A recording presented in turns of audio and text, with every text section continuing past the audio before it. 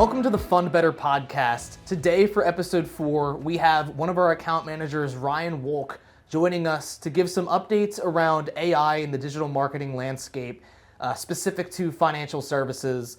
So Ryan, super excited to have you here, and let's dive in.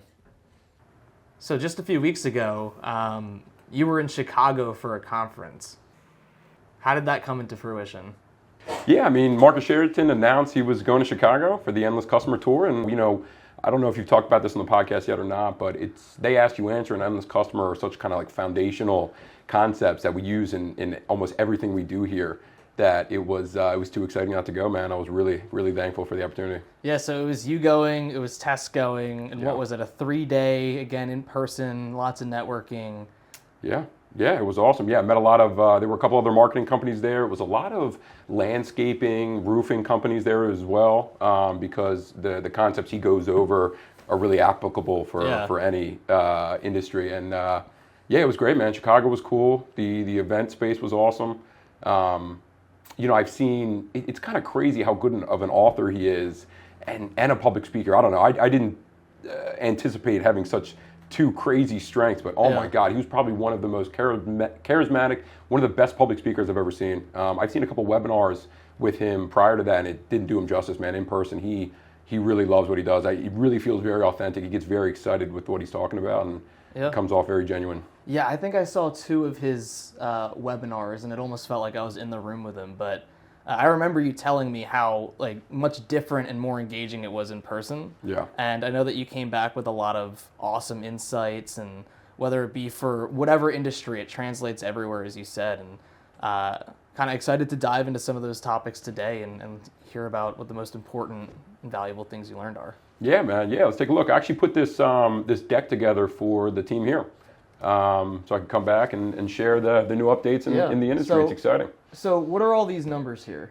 Awesome. So the top left one is one kind of like the classic big stat that we've been using here for years. I know in the onboarding process and stuff like that, which is, people are 80% of the way through their decision-making process before they ever talk to a sales rep. People are shocked when I tell them that. I've done the same thing. Like I've introed it to a few clients early on, and they're shocked, but they're not like surprised. And you know what I mean? Like it resonates with them because it's true. I've never gone from a problem to immediately handing somebody my money. You get what I'm saying? Yeah. Like I once a problem comes up, I spend days, weeks researching for a million. I don't even know what questions to ask the guy that I'm about to pay to do this. Like you have to be at least a novice, have a novice understanding before you dive into paying somebody all this money to fix one of your problems that came up. You know what I mean? So I'm living this right now, by the way, not for financial services, but this is how I know I'm old.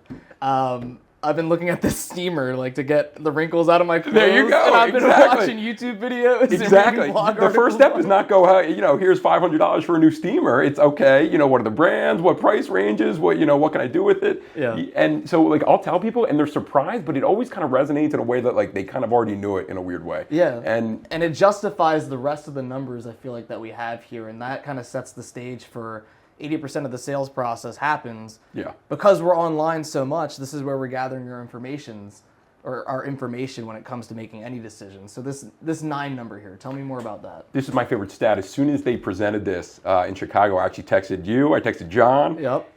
If you educate a prospect, they are 9 times more likely to buy from you. And I think it speaks to the 80%. It speaks to what I said, what people already know, which is I'm researching before I give anybody my money. Yeah.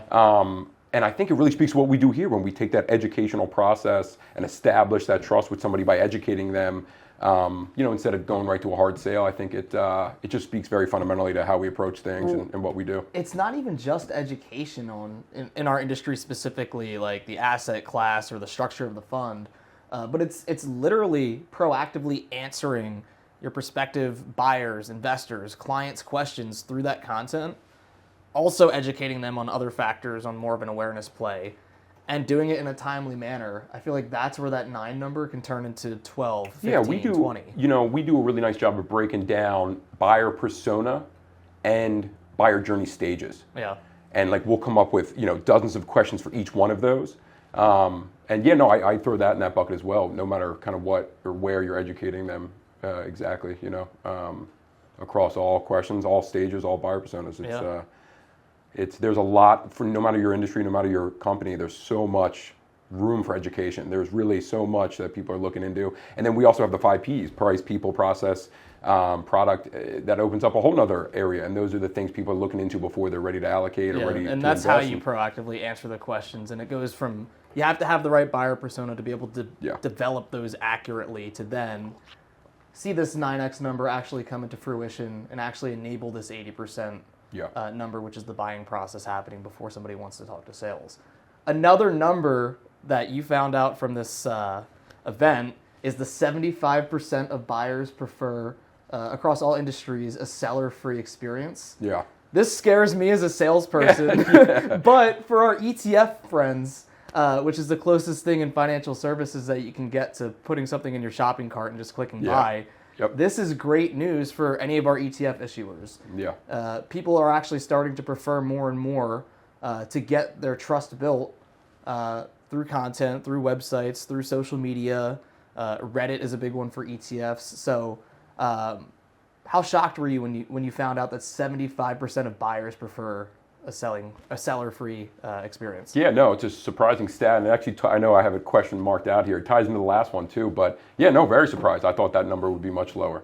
And then even the second one there, 94% of people who have decided who they're going with before they even reach out. That's it just shows how much is getting crossed off the list in the early education stages, and even just and why it's so important to try and get in as a brand in those education stages. Awareness and being the first to show up on a page with relevant searches or coming up in initial basic queries about your industry or offering in the AI overviews. Yeah. The first, second, or third company that somebody sees is usually the one that they're like, or the ones that they're really looking into and deciding between. Nobody wants to spend all of their 80% figuring out what firm they're going to talk to. They dive into the specific firms. So this is all really interesting, and I know that you presented this to the account team. Has anything been implemented for our clients based on these updated numbers that we've seen? Oh, yeah, no, that's a great question. So we'll show that last stat in a sec, but for the seller, or like less seller experience and the AI one related at the end there, self-service tools was a big one. So, how can we give people specific answers, right? Like if you put out kind of broader stroke things, it's great for some of the sales or for some of the education process, but for more specific questions, like, look, here's my specific situation, here's my age, here's my, income, whatever. How do you get them that? How do you get them the specific answers to their very specific questions? And what we implemented and what we've already built for a couple clients is actually self-service tools, where it gives them a very, you give very specific input, and that way you can give them a very specific, tailored response to exactly where they're at. So self-service tools was a big one. Give me an example of something, and you don't have to give the client's name, but of a self-service tool that's being worked on or that's been talked about for one of our clients that you think is really going to be successful? Yeah, no, that's a good one. So one of the cool self-service tools we built was you could actually add their fund to a portfolio, and then you could change the amount of allocation, right? Yeah. And you would see its overall effect on your overall portfolio, which was really cool. So really? Yeah, so if it would had negative correlation, for example, it would show the benefit of having less or more, or just having that allocation in your portfolio in the first place. So would this be more of a tool for advisors, investors, or both? Really anybody overlooking a portfolio? Yeah, it's really anybody. I mean, advisors have specific and different questions than investors, but self-service tools, they still have questions that can be displayed, and they can still give specific info into a self-service tool to get a more tailored response. That doesn't change. It's just different questions. And I know in the background, GK3 is taking an initiative on self-service tools and making sure that we have all of those fun gadgets on our website as well. So plus it is kind of fun. Yeah, I mean, it's industry-wide. Obviously, we target financial services, so it works for us as a digital marketing agency. Yeah. It works for the financial services industry as a whole, which, by the way, if it works in that industry, it works in any industry because of how regulated we are. It just goes to show the importance of it. Show my stat. There we go. That was the biggest surprise. I don't know about you, but instinctually, if you were to ask me, hey, out of 100 people, we gave them the opportunity to speak to a human or an AI bot. Really? How many do you think would speak to a human versus, I thought it was, 95, 98% human? Because here's the reason though, because he gave a reason. Yeah. You're never embarrassed. So this is, keep in mind the education stage. And when you're talking to an AI bot instead of a human, you're never embarrassed. You can say something super dumb. You can look uneducated in something, and you'll never be embarrassed because you're talking to an AI bot. So, well, that's the thing with sales is the number one problem is when clients come uneducated, even if they have all the interest. I think you just said it. Nobody wants to feel stupid. It's just in general in life, especially when they're buying something. Especially as an advisor looking at different funds for their client. Yeah. They want to feel like they know what they're talking about. A lot of their work is essentially their identity, right? Yeah. Or what they know becomes their identity. So that definitely makes sense, but I just can't believe that 80% of people would prefer to talk to an AI person. Yeah, again, right, like I didn't see that stat as in closing. I saw that stat as part of the education process, you know? And that makes perfect sense, actually. I don't really know what I'm talking about yet. I don't want to be embarrassed in front of somebody who's an industry expert. Yeah. So I can use this as kind of an opportunity to get more educated and not embarrass myself just yet, you know? So is that 80% number for the financial services industry or just collectively all consumers? Collectively all industries. Yeah. Because I feel like that number would be a little bit lower, but rising in financial services as we're able to do more and more things with AI and companies exploring that more. But the only hard part with an AI salesperson in our industry is the regulatory aspect. And I don't know, but that's definitely an interesting stat. You heard a lot about YouTube as well, it sounds like, right? Yeah, YouTube's exciting, yeah. So we're constantly... I bet all of your viewers know how important like organic traffic is. It was SEO, AEO is the new one, AI, organic traffic, where you show in the results one way or another, right? You show in as the brand name itself, or you show as a source for one of the answers. So this just became insanely important, where the number one source for AI answers recently became YouTube. YouTube surpassed Reddit as the number one source for AI answers. So how is the AI pulling from YouTube videos though? Is it the transcripts? No, it's a good question. You wouldn't think it inherently. Yeah, no, every single YouTube video has a transcript automatically. So as soon as you upload a video, it actually generates one for you automatically. So if you think of it in with those eyes, they have so much content on that platform, you know? So it sounds like 16% of all AI answers, regardless of industry, across the whole board, are sourced from YouTube. Well, people are getting more receptive to the idea of AEO replacing SEO, and I think that's why they're taking more and more of like the important steps of like putting the transcripts in the YouTube videos. I mean, we're doing that internally with our podcast here, and I think that exactly that's the reasoning why it's becoming more and more of a popular referral source for the AI platforms. Yeah. So what, 16% of all large language model answers cite YouTube, and Reddit used to surpass that? Is that what you're saying? Yeah. Reddit used to be the first one. Now it's down to 10%. 16% of all answers from YouTube, 10% from Reddit. It's exciting. It's exciting. It's definitely affecting the landscape of digital marketing, which you have to be aware of. And these are some of the ways that you can combat that. You have to show up where your prospects are going. And you have to show up. And now video. This is all of a sudden one of the most important platforms. Well, video has been important as a whole, and Marcus Sheridan has been saying this for years, even before the AI buzz. Kind of two birds, one stone. I know. It's video and it's AI presence. So it's. And then you can chop a long format YouTube video into shorts, and then you can turn it into different blog posts with AI. I mean, it's just like the power of one long format video and where that can live. Can enhance really anything when it comes to your digital presence and all of those numbers we saw in the beginning of this podcast, which it's one of my biggest recommendations. I don't know if you've seen the quote yet. I don't know if you had a sec to take a look at this before this, but it's an interesting concept because we've all seen a dip. We've all seen a dip in traffic with AI, right? Blue links. Google isn't nearly as popular as it used to be. So we've all seen a dip since, AI's presence got bigger and bigger, but it's never hurt YouTube. YouTube, kind of the opposite,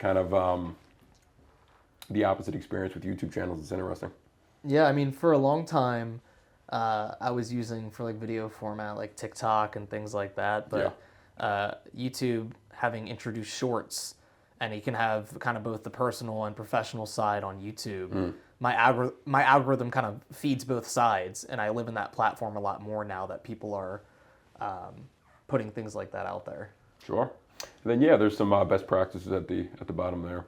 Metadata, full transcripts, like you were saying, chapters, basically organizing the text. No, the chapters are definitely a big one. To me, it's almost like the same benefit of shorts, to where like you're getting like really just the information that you want in a short format. For the viewers, chapters on a long video is essentially you can just see in a long format video all of the things that people talked about. And that's part of what gets pulled in the AI platforms, but also it just makes people have a better experience when educating themselves. Yeah. We know YouTube is a big way to build AI visibility and trust. What else can you do? I know that you put together a page on the different site pages that every client's website should have. Yeah. What's the biggest one out of the 5 that we're seeing here that you think every client, no matter what, no matter who they're targeting, needs to think about and have on their website? I would say the top 3 are probably slightly more important, but they're all super important. Basically, right, I'll give a little bit of context on why or what these are actually doing, right? Before AI will use you consistently as a source, you have this like behind the scenes trust score with them, right? And it does it a couple different ways. It'll look online for negative reviews, positive reviews, feedback. It'll look online for how many places on the internet you show is another way. So it really just scrapes the internet basically on and your presence and your I guess your what would the word be, like your reception to the public, like how people that's one of them. And while it's scraping, there's a couple boxes it's checking along the way that establishes your trust score. If you have a bad trust score, you won't be utilized as much in answers. If you have a good trust score, AI will default to you and use your content more. So these are actually about establishing a really good trust score. And I think during the presentation in Chicago, Marcus Sheridan gave an example of just by completing these pages for a client, their AI referrals went up like 13%, like immediately, which is crazy. So it just speaks to one of the very initial things AI does before it starts referencing you. It goes, okay, look for these pages so I can start to establish a trust score. And I mean, it's pretty self-explanatory. Policy and ethics, editorial process is a big one, I think, too. I saw a great example of number 1 yesterday with one of my prospects, a wealth manager who acts in a fiduciary capacity. Interesting. And they talked about like what that means essentially, which is just everybody watching this likely knows. It's just you have to act in the best interest of your clients. Yeah. But they used that as a leverage point for the entirety of this page of talking about who they are and what they focus on and who's a good fit as their client.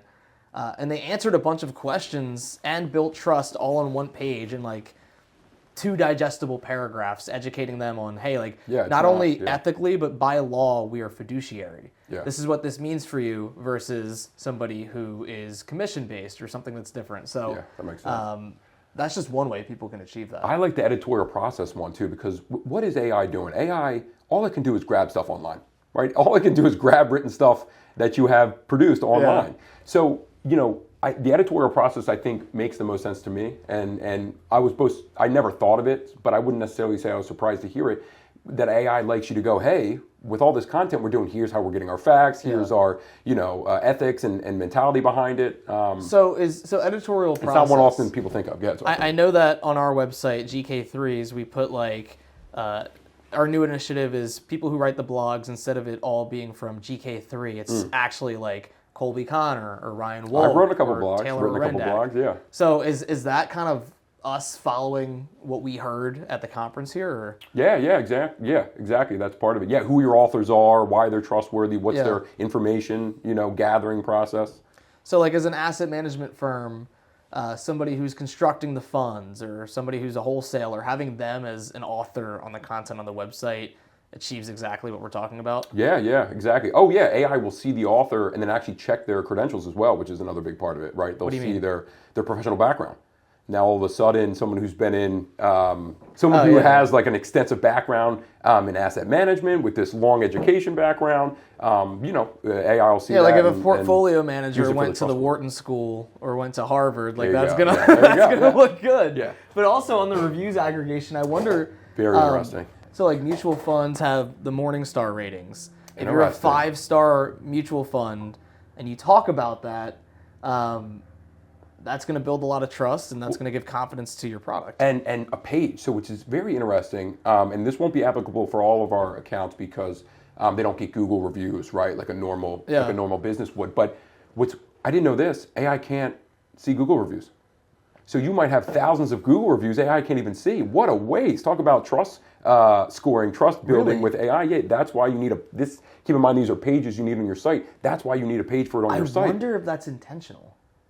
Google doesn't want to share it. Yeah, it's definitely intentional. Because I'm shocked that Gemini wouldn't at least be able to see that. Yeah, Gemini might be the one exception to that. You think? Yeah. Like in the AI overview? Yeah, for some reason, I always they think probably about like block that off. ChatGPT and Claude. Yeah, they can't access it. I'm assuming Google can access Google. Oh, and then same thing with awards and recognitions, right?